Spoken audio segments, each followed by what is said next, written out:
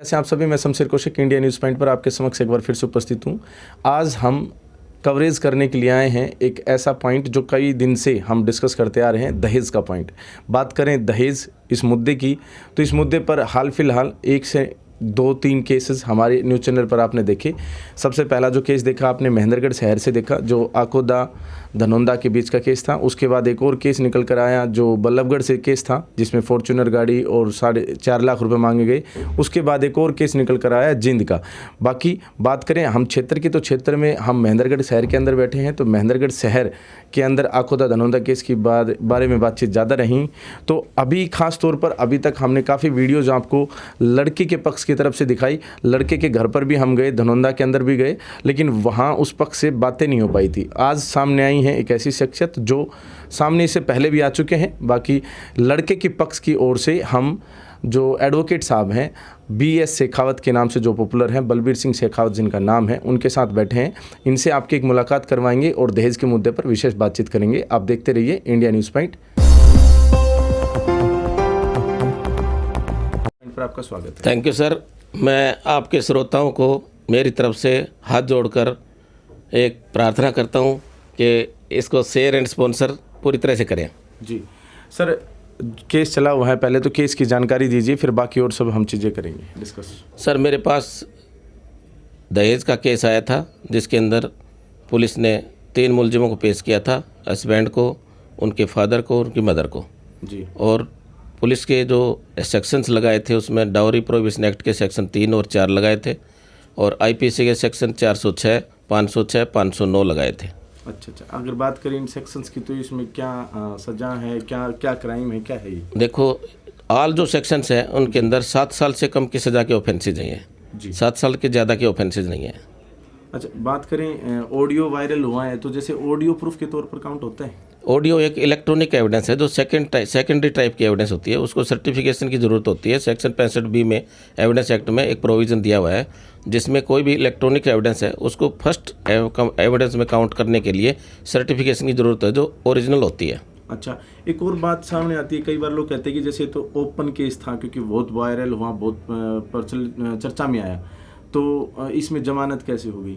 देखो, चर्चाओं से कोर्ट के ऊपर कोई प्रभाव नहीं पड़ता जी। कोर्ट को क्या सेक्शंस लगे हुए हैं, कितनी पुनिशमेंट है, कस्टोडियल इंटरोगेशन की ज़रूरत है या नहीं है, बहुत सारे पॉइंट है जो कोर्ट की अपनी डिस्क्रिप्शन के अंदर आते हैं, और कोर्ट उनको फॉलो करती है और कहते हैं कि बेल जो है वो राइट है और जेल जो एक्सेप्शन है।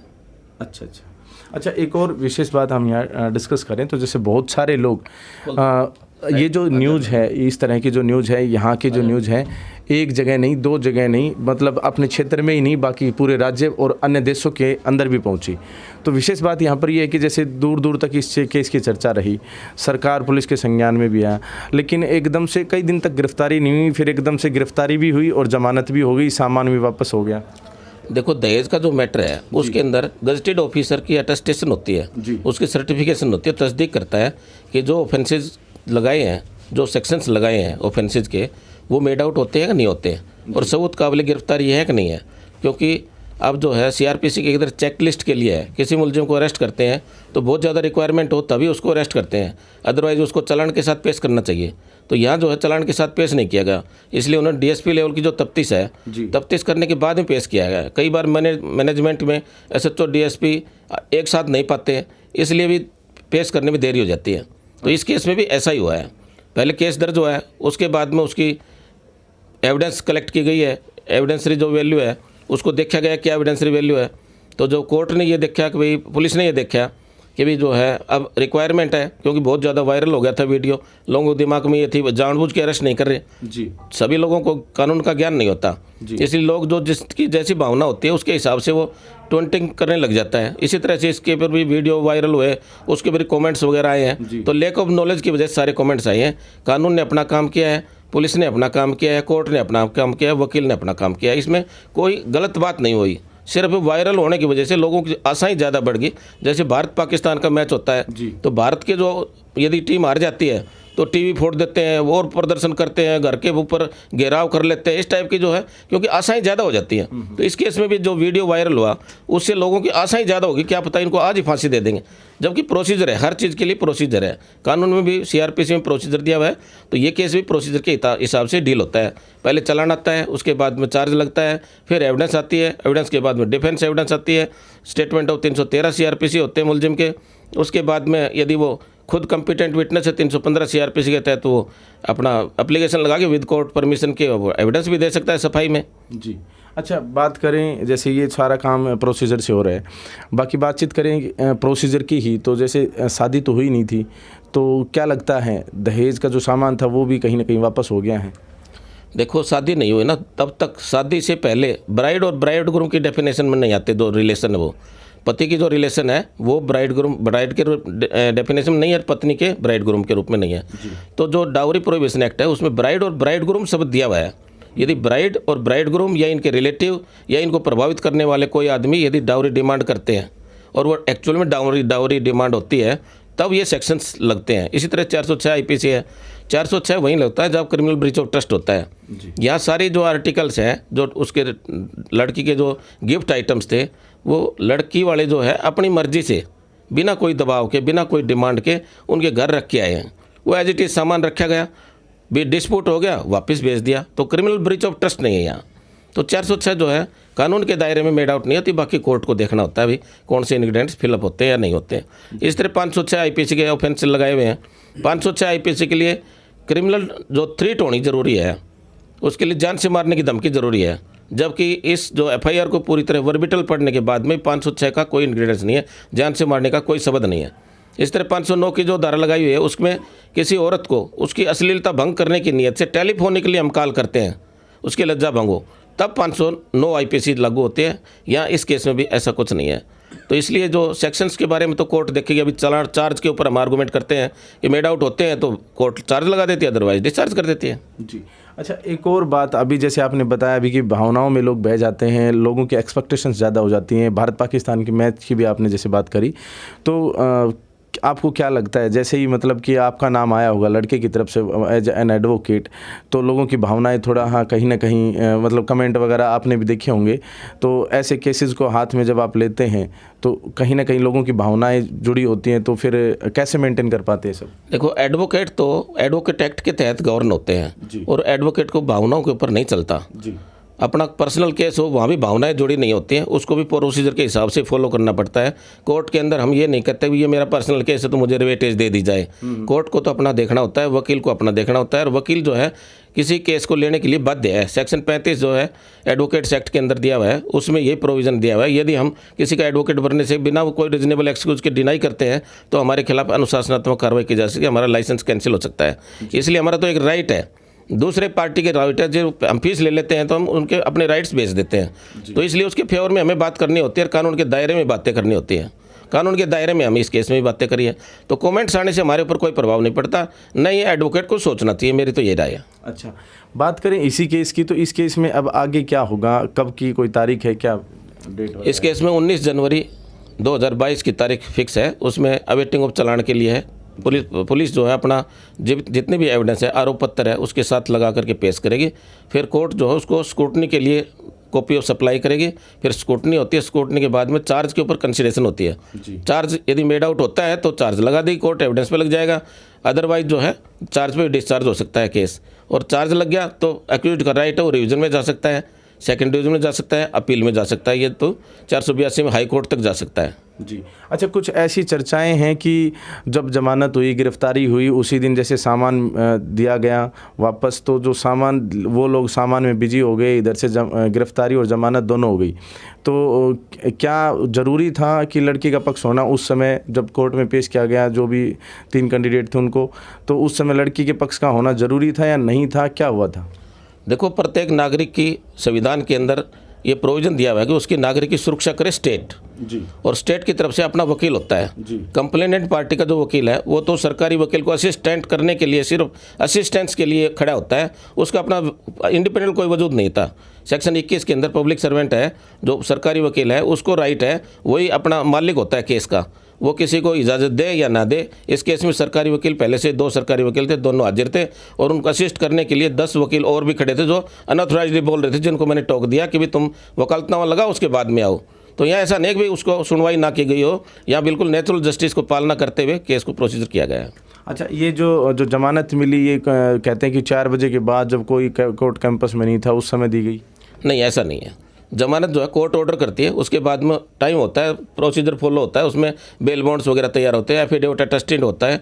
इस टाइम में थोड़ा टाइम लग जाता है, 10-5 मिनट के लिए आधा घंटा लग जाता है, कोर्ट उनको टाइम दे देती है।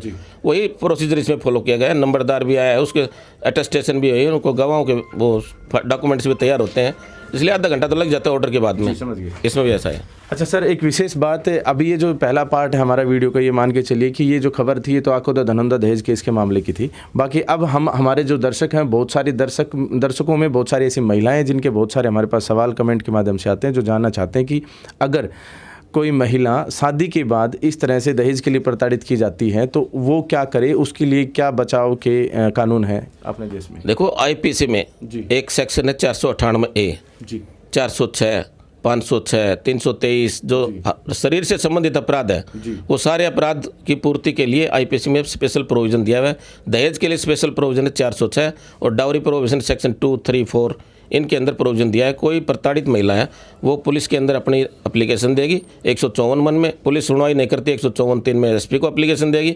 उसके बाद में कोर्ट में 156 में इस्तगासा फाइल कर सकती है यदि सुनवाई नहीं हो तो, और इसके बाद में इस्तगासा फाइल करती हो तो प्रिलिमिनरी एविडेंस आएगी, कोर्ट में चार्जशीट एफआईआर दर्ज होती है तो चालान पेश होगा।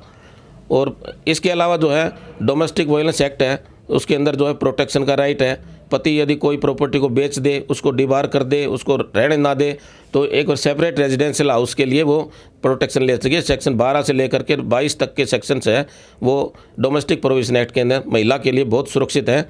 उसके ऊपर कोई किसी प्रकार की कोई घर में आने जाने से, घुसने से रोकता है तो वो डोमेस्टिक जो रेजिडेंस है वहाँ प्रोटेक्शन ले करके उसमें रह सकती है। उसको प्रोवाइड करने का राइट बनता है, जो फादर उसका हस्बैंड होता है उसका राइट बनता है। हस्बैंड यदि नहीं हो तो जो उसके जो पेरेंट्स है, पेरेंट्स के को भी कंपेल कर सकती है कोर्ट, उनको तलब कर सकती है, और रिलेटिव जो उसकी डोमेन में हो उनको भी तलब कर सकती है और प्रोटेक्शन कर सकती है। इसी तरह से 125 सीआरपीसी है, यदि कोई लड़की को प्रताड़ित करके छोड़ देता है, विदाउट रीजनेबल एक्सक्यूज छोड़ देता है, तो 125 सीआरपीसी के अंदर प्रोविजन दिया हुआ है कि कोर्ट उसके अंदर ऑर्डर करेगी कि वो ता जिंदगी उसको मेंटेन करे जब तक वो रीमैरिज ना कर ले। इसी तरह से जो लड़की है, जो नाबालिग बच्चे हैं, उसके नाबालिग बच्चे हैं, तो नाबालिग बच्चों को जब तक मेजोरिटी में ना जा जाएं, 18 साल की उम्र ना जो है, तब तक मेंटेन करने का हस्बैंड का राइट है। और लड़की जो है वो नाबालिग के अलावा बालिग होने के बाद में भी जब तक मैरिज ना करे तब तक उसका मेंटेनेंस का राइट है। इसके अलावा जो है औरत को ये राइट प्राप्त है सेक्शन 9 हिंदू मैरिज एक्ट के अंदर सेक्शन 9 है। सेक्शन 9 के अंदर रेस्टिट्यूशन ऑफ कंजुगल राइट्स का प्रोविजन दिया हुआ है। कोई पति जो है विदाउट रीजनेबल एक्सक्यूज किसी लड़की को छोड़ देता है, पत्नी को छोड़ देता है, तो कोर्ट उसको डायरेक्शन करेगी, एक सेक्शन 9 के अंदर ऑर्डर करेगी कि तू इसके साथ आकर के रहे। और यदि नहीं रहता है तो लड़की को राइट ऑफ डाइवर्स मिल जाता है, डाइवर्स का एक ग्राउंड मिल जाता है। इसी तरह से कोई बहुत ज़्यादा प्रताड़ित करता है और उनके रिलेशंस जो इस्टेब्लिश होने की कोई संभावना नहीं है, तो लड़की को राइट है सेक्शन 13 के अंदर, उसके 13 हिंदू मैरिज एक्ट के अंदर डाइवर्स पिटीशन फाइल कर सकती है। उसका सारा खर्चा जो है सेक्शन 24 के तहत, हिंदू मैरिज एक्ट के सेक्शन 24 दिया है, उसमें जो खर्चा होता है वकील करने का, दावा टाइप करने का, टिकट लगाने का, जवाब दाना देने का, वो और इस तरह के जो सारे एक्सपेंडिचर जो है वो पति के लायबिलिटी है। पति को कोर्ट ऑर्डर करेगी और उसको कॉम्पिटेंस में उसको कंपनसेशन दिलवाएगी। जी अच्छा, एक छोटा सा एक वर्ड आपने इस्तेमाल किया, हालांकि वो अपने आप में एक बड़ा वर्ड है, हिंदू मैरिज एक्ट। अच्छा, दूसरे धर्मों के एक्ट जो है वो अलग रहते हैं इसी से संबंधित, दहेज से संबंधित। जैसे हिंदू मैरिज एक्ट है वो तो हिंदुओं के ऊपर लागू होता है, और जो हिंदू, मुस्लिम, सिख, जो ईसाई नहीं है या फारसी नहीं है या मुस्लिम नहीं है, वो सारे हिंदू हैं, तो उनके लोगों के ऊपर तो हिंदू मैरिज एक्ट लगता है। ईसाइयों के लिए अलग से चर्च का सिस्टम है और मुस्लिम के लिए मुस्लिम ला अलग से है। जी चलिए जी, बहुत बहुत धन्यवाद जी आपका, आपने इतना समय दिया। आपके इंतज़ार में काफ़ी लोग यहाँ पर बैठे भी हैं। बाकी आप में से बहुत सारे साथियों की रिक्वेस्ट थी कि लड़के की पक्ष की तरफ से जो भी सामने आ रहे हैं, जैसे एडवोकेट साहब सामने आ रहे हैं, तो उनसे बातचीत करवाएं। और दूसरी बहुत सारे लोगों की, ये भी बहुत सारी महिलाओं की खास तौर पर ये क्वेश्चंस थे उनके कि कैसे हम बचाव कर सकते हैं अगर शादी के बाद दहेज के लिए प्रताड़ित की जाए किसी महिला को। तो आप देखते रहिए इंडिया न्यूज़ पॉइंट, और आगे भी आपके लिए क्षेत्र से जुड़ी हुई खबरें लाते रहेंगे। बहुत बहुत धन्यवाद। Thank you.